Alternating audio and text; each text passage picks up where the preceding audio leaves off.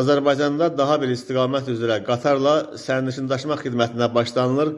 Yanvar ayının 12-sindən etibarən Azərbaycan Dəmir Yolları Qapalı Səhmdar Cəmiyyəti ilk dəfə olaraq Gəncə marşrutu üzrə müntəzəm sərnişin daşıma xidmətinə başlayacaq.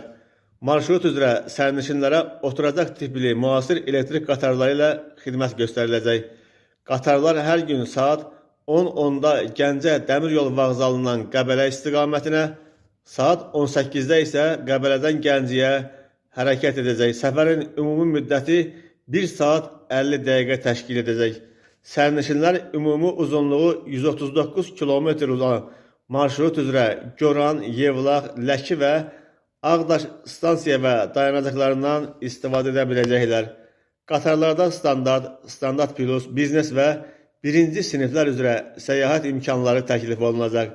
Biletlərin minimal qiyməti Gəncə Qəbələ istiqamətində 4 manat 30 qəpik, Ləki Qəbələ istiqamətində isə 1 manat 70 qəpik təşkil edir.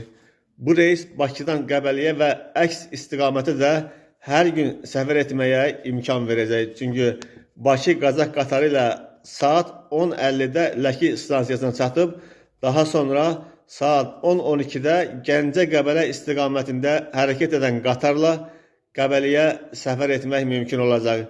Sərnişinlər Qəbələ Gəncə qatarından istifadə edərək saat 18:45-də Ləki stansiyasına çatıb, saat 19:02-də isə Qazax-Bakı qatarı ilə Bakıya gələ biləcəklər.